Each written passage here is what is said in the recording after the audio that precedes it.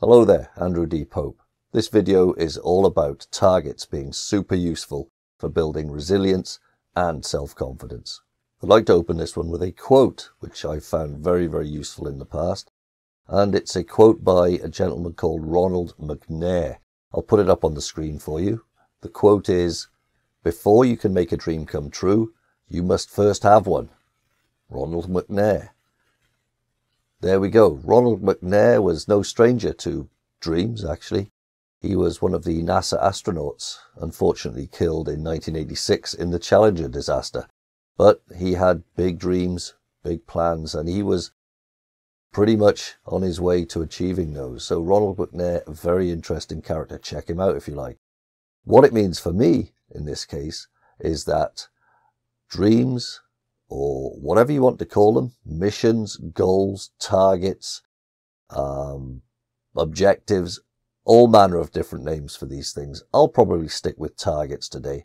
What it means for me is that you have to have one of these things in order to make some intentional and meaningful progress. Big, small, somewhere in between. Targets are unique to the individual, but the key thing, as I've mentioned, is to find one, pick one, choose one, and work with that one to make progress. A target does many good things for you. It lets you focus, it lets you plan for resources, it lets you plan the steps you're going to take. It lets you think about possible things that could go wrong on your journey and take mitigating steps to cope with those if and when they do occur. You may be disappointed, but at least you won't be surprised. And that's one of the key features of targets, this idea of helping you prepare. I've spent large parts of my own life drifting along, not achieving anything, in fact, as a result. Aimless wandering may get you to where you want to go. It may take you to some wonderful places, but often it's just by accident. It's just a random occurrence. And sometimes you don't get anywhere, in fact, which is often my experience. Quite an unsatisfactory approach to life.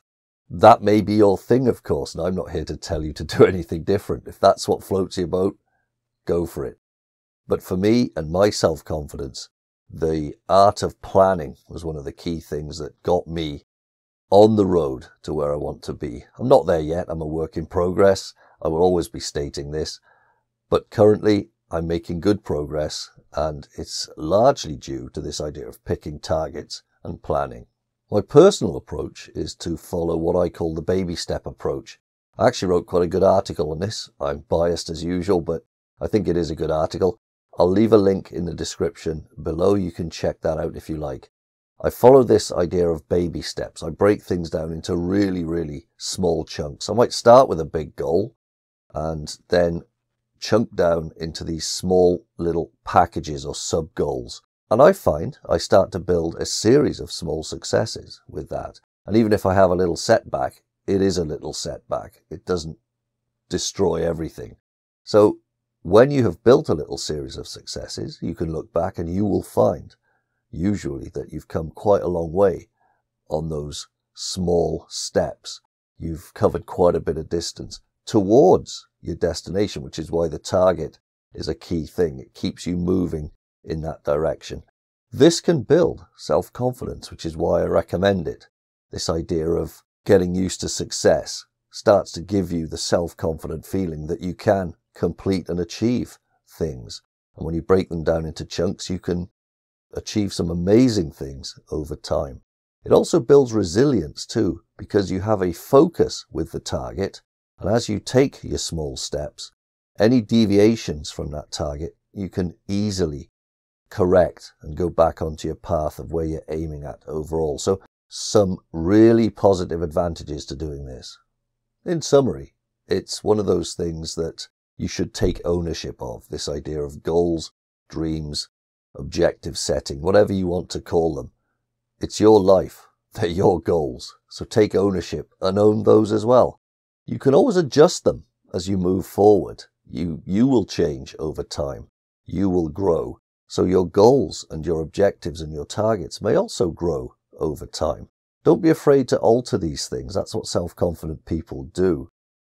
But the key thing, as Ronald McNair says, is you have to have a dream. I'll give you the quote again. Before you can make a dream come true, you must have one first.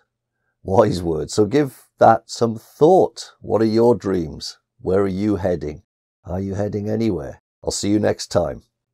I'm Andrew Deephope. I hope you enjoyed that video. If you did, like and subscribe for more great content. All the best to you and yours on your unique journey into self-confidence.